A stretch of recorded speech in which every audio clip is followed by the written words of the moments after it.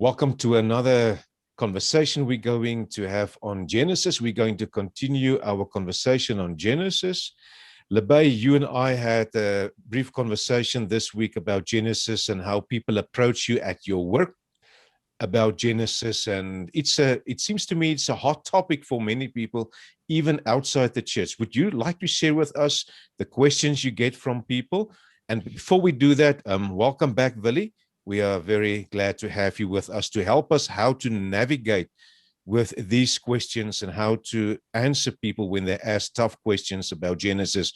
But Lebay, please lead us into the kind of questions that you get from people. Yes, Kobus, it's really interesting. A lot of people that I work with used to be part of the church and then moved away, and I think sometimes it has to do with science sort of entering on the scene, and they look at things like, could the earth have been created in 7 days? If you look at the Garden of Eden, it's a snake. How can a snake have a conversation with Eve? It's these, I almost want to say, fringe types of topics. One of these things that pop up and has recently popped up in conversation as well is the whole thing around the gap theory. And I know a lot of people on our podcast probably don't know what the gap theory is, but in Canada where we live, it seems to have been becoming a bit of a So we will talk number one a little bit about the gap theory and what it is, and absolutely, what else. And then moving on, I think, and Willie's quite knowledgeable on this, looking at the old and the new new Earth theory, and then perhaps what else pops in will just sort of filter into the conversation. But I want to sort of ask Willie a question, Willie. What is the gap theory? Is there different versions of the gap theory? What are your thoughts around it? Yeah, the gap theory, as far as I've got it, originated with Schofield in his well-known Bible. And he tried to accommodate science with the view that was dominant at that stage in the Christian community, that of the young earth, that the 6 days of creation is solar days or solar days, which means the earth cannot be that old, say about 10,000, 6 to 10,000 years. But in science, we do find a lot of evidence for an old earth, for an old universe, etc. So he tried to reconcile these two things. And the way to do it was he proposed that where we read after, just in verse 1, we read God created, the universe, as we spoken last time. And then the earth was without form and void. I can sort of just, if I can just interject, Willie, and I'll just read that first verse. It says, and this is the NIV, in the beginning, God created the heavens and the earth. Now the earth was formless and empty. Darkness was over the surface of the deep, and the Spirit of God was hovering over the waters. And then it carries on. Yeah, that's right. So now the earth was without form. In some interpretations of the text, it's translated differently. It was in the sense of a wasteland. So that's the way that they interpret it. And what they also do, they go to Jeremiah 4.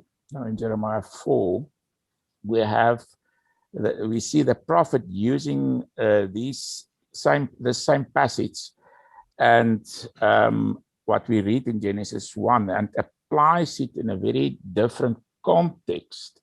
And what he's saying is that because of this sin, the same will happen with Israel and with the land, and in the same way that in the beginning there were no light, there will be no light, the clouds or the heavens will be dark, and in the same way that the earth was without form and void, everything will become formless, but in this sense it's used as destructed. It will be destructed.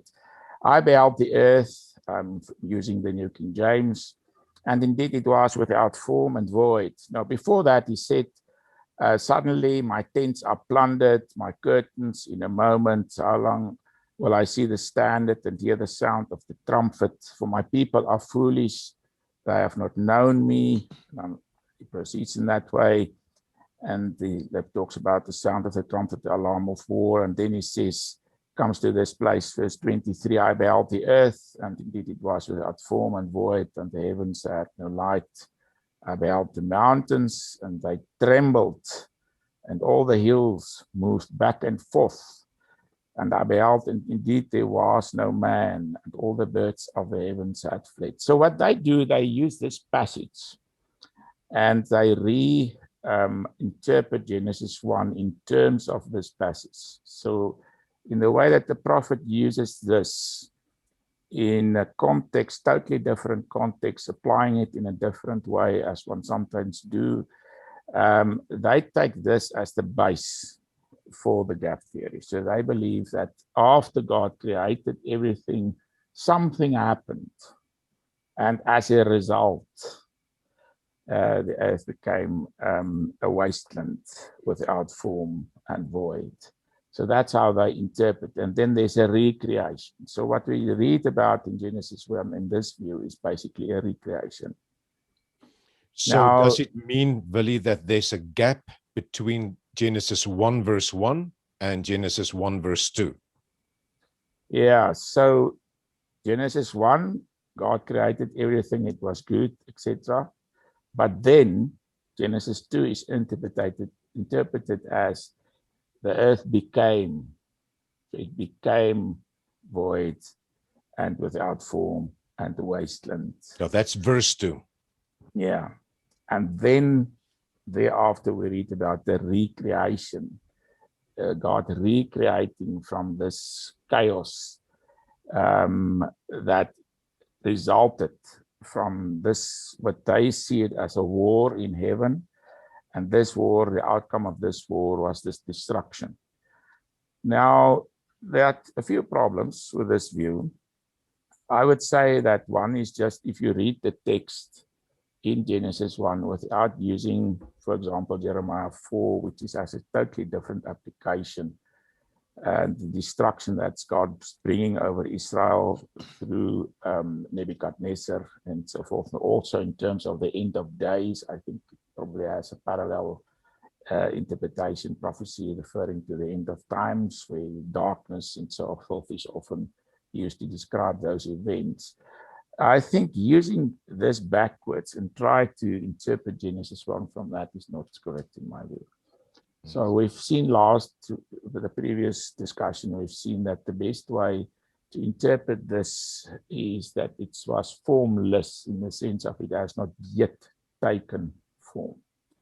Now, the problem for me is not only a hermeneutical problem, that means the interpretation, which I can't agree with.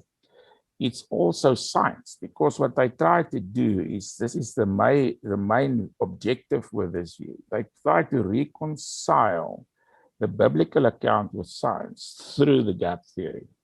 This is what they try to do. And as per, I mean, all of the conversations we've had, science is something that develops and it gets shaped as we progress.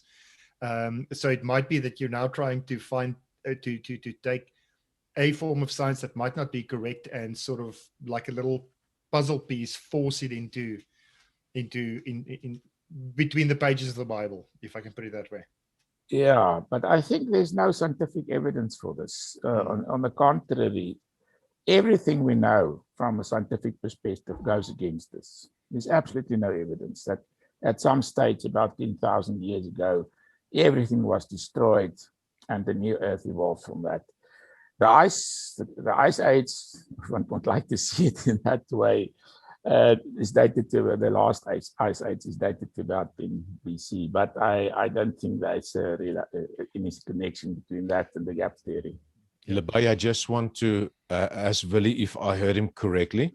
So the gap theory was put in place by people to accommodate the new findings of science that the world is actually very old. That's how I read Schofield, yeah, in his Bible, and that was what he tried to achieve. Yeah.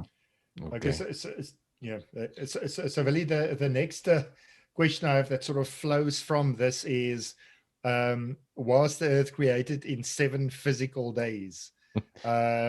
People go back to, and it was morning and it was evening, and they say that indicates a 24-hour day. But before Willie answers that, Lebay, I think there's a strong group of Christians who do believe that it was created in 6 24-hour days. And that group is called Creationist. Yes. Yeah, there are two kinds of creationists. You have the young earth creationists and the old earth creationists. So both of them, the young earth creationists believe that it was created in 6 solar days. The old earth creationists believe it was created, and they read those days as periods, long periods. They read, for example, reasons to believe. What they'll do is reconcile the 6 periods of creation with science, but what at the same time does is, what they do is they still believe that God created. So God was involved in this process, and God actually actively created within the framework of an old earth or an old cosmos. So that's why they're still creationists, although they're old earth creationists. Yeah. So I think, first of all, one should ask, why bring science into the picture? The previous discussion we had, we didn't refer to science at all. And the biblical author wrote so long ago, from a perspective which was not a scientific perspective. He didn't have science in mind. But I believe that scripture is divinely inspired. And that has the effect and the result that we can also apply it to present concerns. So I myself, I am primarily interested in the ancient world from which the text originated, and the things we talked about the previous time, the Sumerian world and the worldview that we find in Genesis. But I don't have a problem when Christian scientists, because it's especially they that do this, when they apply it to science. Now, the one problem that immediately creeps up in the young earth creationist view is the sun, which was created on the 4th day. And what is often said is that the problem is, how could you have 3 solar days without the sun? Mm-hmm. This is the problem. Because I just wanted to interrupt you there, Willie, because in verse 3 it says, God said, "Let there be light," and then in verse 1, just verse 3. So, and then you've got the sun being created after that. That's right. Yeah. So on day 1, God creates light. God says, "Let there be light." And we read that God divided light from darkness, and he called light day. And what we said in the previous discussion is the reason for doing so is a comparison. Light is compared with the first light, the first appearance of light is compared with the sun rising, this first brightness of the sun. And this has overtones that goes back to ancient Sumer and the ancient world, and this was how they understood it, and this is why we find this image. But this doesn't mean the sun is created. The sun is not created. The sun is only created, according to this narrative, on the 4th day. So if one take it literal, as these Christians do, then the sun is created on the 4th day, not on the 1st day. So I've had many discussions with good friends of mine that believe in the young earth. I myself actually at one stage long ago believed in that. And this is a problem for them to explain how can we have 3 solar days without the sun. So what they would typically say is the light, the earth evolved around the light, and they read the light as if it is the sun. But this is not in the passage. This is not, I believe, the right way to understand the passage. So this is a real problem, I think, for that view. And I think the best way to understand it is to actually take the days, the word yom, which in actual fact doesn't believe a solar day, doesn't mean a solar day, it just means a period. And in a certain context, it can be a 24-day period. But in another context, it can be much longer. So there's a difference. It's, for example, chapter 2, verse 4, we read that all 6 days of creation is described as one day. So the word day is definitely not equal to a solar day. It just means period. But it's interesting, Billy, if you mention that to some people, they will say that you don't take the Bible seriously, and that you kind of, I don't want to use the word, but that you're a progressive, anything goes kind of person. But that's not true. Exactly. So I think this is exactly the point. If you seriously engage with the text, then one should explain. You see, good hermeneutics, to have a good explanation and to bring everything in the whole passage together in a sensible whole. So all the aspects must be explained and they must come together in a single understanding. So if we have 3 solar days and the sun on the 4th day, it's impossible to reconcile it, irrespective of how one tries. But let's read verse 14. I believe this is an extremely important verse. It says, then God said, let there be lights in the firmament, this is now on the 4th day of creation, of the heavens to divide the day from the night. Now, for the first time, we read that day is divided from night, and this happens on the 4th day. Why did it happen? Let's continue. And let them be for signs and seasons, and listen, and for days and years. So it's for days. So when the sun was created, the purpose was for days to come into existence. This is what it says here quite clearly. So this word days that's used here in verse 14 is definitely solar days. So days, years, and seasons, according to this text, originated on the 4th day when God created the sun, the moon, and the stars. And let them be for lights in the firmament of the heavens to give light on the earth. And it was so. Then God made 2 great lights, and then it just continued in this way. But reading the Bible in such a way, Willie, for me, it's liberating because you take the passage seriously and it doesn't need to shake your faith, because Genesis 1, as you've said in the previous podcast, is actually a birth song. And a song cannot say everything. A song just wants to say, like the Genesis 1 birth song, that God created. And do you think I make it too simplistic? Genesis 1 wants to tell us that God created, and science is more involved with how did it happen. Yeah, so I agree with you that, as I've said in the beginning, the author didn't have science in mind.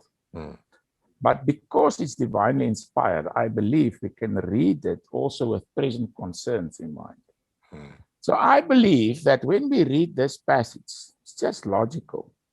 If the sun is created, then days will come into being. It's quite simple. And this is exactly what the text says. Correct. So why do we want to change this just to force a 6 solar day creation, a young earth view onto the text? It's not in the text. That's my point. So one can say God didn't take 6 days, but he created the days. Yeah, so these 6 days is clearly not solar days. It's periods, 6 periods. So God He's beyond time. He's beyond. In the beginning, God created time and space. In the beginning, time began. God created heaven and earth, space. That's amazing. That God was God in the beginning, when time began, space began. That's what Einstein taught us not long ago. And we read it in Genesis 1, verse 1. So it's so consequent with the scientific perspective that God created time and space at the same time. But saying all these things and discussing these things from a scientific perspective, we should always keep in mind the author didn't have a scientific perspective. So we are reinterpreting the text in that sense. And once we start reinterpreting the text and not, so we're now beyond what the ancient author would have had in mind. Once we start doing this, we shouldn't say, okay, we must be literal. We must read the text literal. Day means day. No, day is just a translation. The word is yom. Yom doesn't mean a solar day. It just means a period. So in the translation, it's day, but in actual fact, it's not day. So when you read this text and you think you read it literal because we should take the Bible serious, but we have no concern for the context. We have no concern to bring everything together in a sensible whole as part of a single interpretation that works. I think that's just plain wrong. It's not good hermeneutics. Yeah. Oh, thank I you like for that. what you said. Yeah, I love what you said. You know, when it comes to good hermeneutics, things need to come together as a single whole. So because I think sometimes people look at these things and it's almost like a fragmented explanation of what they believe.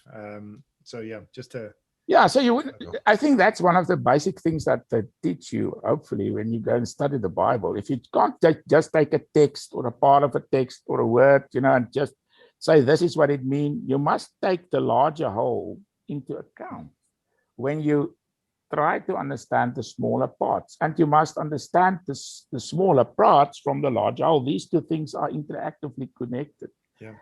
So once we just say we must read it literal, but we do not take context into account, we do not take all the aspects of the whole passage into account, there's things that doesn't make sense because 3 days without the sun. We do not take this particular verse serious where God says explicitly that it was on the 4th day that he created days, seasons, and years. So we don't take this serious, but we do take solar days serious, which is actually not even in the passage. Correct.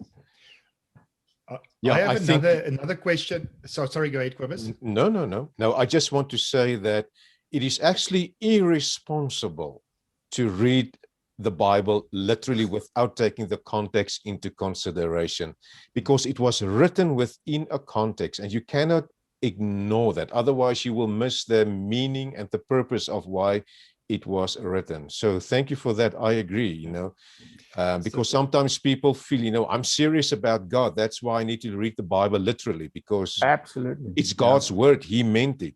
But you need to take the context, the situation into consideration. Yeah. Lebay, sorry. So my next question, and there's going to be 2 answers. The one is Cobus with his pastoral answer, and then Willie with his more scientific approach. On the 7th day, he rested. Do you guys have any comments around that? Because I don't think a lot of us do that anymore. So Cobus. Well, I think God didn't rest because he was tired. That's not what I think that word means.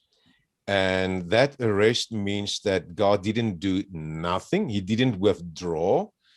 That rest just means that God continued to sustain creation. And I know I can be wrong. I'm not giving myself out as a great scholar. But when you go to the New Testament, or even before we go to the New Testament, God has built in this concept of Sabbath, because to rest is the Hebrew word Sabbath. And, as they exit Egypt, God gave them the 10 commandments to Moses. They were used to work 7 days a week. And God said, no. There's a pattern. I want you to rest as well. So that they needed to rest. And when you go to the New Testament, especially if you read the book Hebrew, now we go into the eternal rest of God. That doesn't mean we do nothing. For me, it's all about God's grace. I don't need to do things to impress God. I can rest in that fact. I can relax in the relationship I have with God. That's the pastoral thing for me, Lebay. I know God loves me. I know Jesus showed his love for me on the cross. And that is the peace I have. And when you have peace, your heart is at rest. But it doesn't mean that you do nothing. it is that you're not driven by fear, and you're not driven by guilt. You are driven by gratitude. Perfect. That's the wonderful explanation. Yeah, we discussed it also last time, that what Moses is doing here is actually presenting the divine model. Correct. God worked for 6 periods, and he rested on the 7th period. And therefore, we, in the context of the week, the 7-day week, we work 6 days and we rest on the 7th day. So the reason why we rest is because God rested. And God is actually still resting, according to the book of Hebrews. So I think what is important here is it's not as if God now has nothing to do or whatsoever. That's beside the question. This is just the model that Moses is presenting to tell them why they should keep the Sabbath, that is Israel. So we discussed that the previous time. I think what is also interesting in my view is to relate, for example, some Christians relate the 6 days of creation to the scientific perspective of an old earth. So what I will, for example, do now, this is the reasons to believe, for example, do this. And I think they are quite successful in having a very nice comparison between the biblical process of describing creation and what we find in science. So what they would say is the light. When light appeared and God said, let there be light, they relate this to the Big Bang. So what they say is that there was this point of energy that suddenly appeared out of nothing. And in their way of thinking, the Big Bang can be related to this first moment of light. And then what they do furthermore is after that we read about the waters, and underneath and above we read about the cosmos coming into being, and the firmament, they also relate that to the Big Bang. So what they're saying is that there was a spatial expansion from this particular point of energy, so the firmament formed, and the waters talked about, they explain this in terms of hydrogen, which is actually the one element that is by far the most, there's such a lot of that in the cosmos right from the beginning, and water is from that, and from the time when the first primeval earth came into being, water had already been present on that earth. So that's how they compare and relate the Big Bang and what happened after the Big Bang with what we read in Genesis 1. And then what they then do is they take all the days and the primary things that happened on those days. On the 3rd day, the earth, the dry ground, about 4.6 billion years ago. So they relate that to when the supercontinent called Pannosia came into existence and so forth. And then the other life forms that appeared during the 3rd period of creation, the seed-bearing plants, the trees. So this is just another reason to believe in a long period, because we have plants, we have trees growing. Now, a tree doesn't grow into and bear fruit in one day.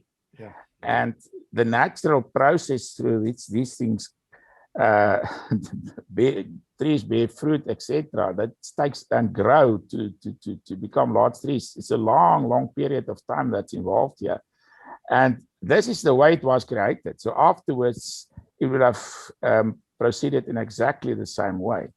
So there's a very good comparison. In the same way we find, for example, with the Cambrian explosion about 540 million years ago, where land plants, after the plants appeared, all sorts of very basic species, etc. And then later on, the 4th day, with the sun appearing, what I would say in that stage is that the sun were obviously created long before that, but it was only at that stage that the sun became visible. And because the sun was already present, there's no problem for trees growing, etc. But now it was the first time that the atmosphere became transparent and one could really see the sun. And eventually, in the fifth period, the reptiles, as if you take the Septuagint as base, and other large animals, the dinosaurs, all these things appeared about 200 million, 300 million years ago. And eventually, the mammals appeared. The Bible talks about the mammals and humans. The mammals appeared about 65 million years ago, just after the extinction of the dinosaurs. So what they do is they take the scientific perspective of an old earth, they compare it with the biblical perspective, and this process from very basic and very simple towards more complex, they also see it within nature in the process of the cosmos coming into being after the Big Bang. So it's not particularly my view, but I think it's interesting view. Lebai, I'm just thinking, if we can have our next podcast maybe on this topic of the Big Bang and evolution. I think that's a good idea. Yeah. So I think we can start the next podcast with a Big Bang, Lebai, and talk about it. I like that. Yeah, and about evolution, and just to give people some guidelines how to deal with that, and can you reconcile evolution and the Big Bang with the Bible and your Christian views? Yeah, and Kobus, I think this is actually the elephant in the room. It's evolution. Yeah. So the main reason why people do not believe in an old earth is they do not believe in neo-Darwinistic evolution. So they believe that's too random. So if it's random, it can't be part of God's order. These two, in their view, and most Christians view it as incompatible. And if neo-Darwinism isn't God's way of doing things, and there isn't an alternative, so then they believe the old earth goes necessarily with neo-Darwinism, which they can't accept. That's why they can't accept an old earth. That's why they are actually young creationists. But in my view, this doesn't only go against good hermeneutics of the text. There are actually alternative ways of understanding evolution, and we can discuss it next time, which is very much consistent with the biblical way of understanding things. But I believe this is one of the major problems, is that traditional Christians in general reject neo-Darwinism. And that is the reason why they are very skeptical about the old earth creationist view. Oh, thank you, Willie. I think what was very important for me in this podcast is that when we read the Bible, we need to take the context into consideration. And this is actually in our Bible courses that we teach in the Bible GPS Institute, is that we teach the people to take the situation in consideration when that passage was written. You need to take that in consideration. Otherwise, you come with the wrong angle to the passage, and then you will derail and abuse the passage, and then you will not see the real depth of that passage. But it's also amazing for me to see, Lebai, that scientists can be so excited about the Bible. It is a book of authority. It is inspired. And yeah, it is just a book that you cannot exhaust in terms of a conversation. Yeah, perfect. Absolutely agree with you, Kobus. And just as a final thought, these podcasts and the YouTube gets posted on the Core Ideas website, as well as Bible GPS. So if you guys are listening to this, you enjoy it, please share it. And if you would like us to discuss a specific topic, just send us a little message. We'll be happy to address these kinds of topics. Thank you once again, Willie, for sharing all your years of studies with us in such a passionate way. We are thankful for that. Thank you. It's my pleasure. Thank you.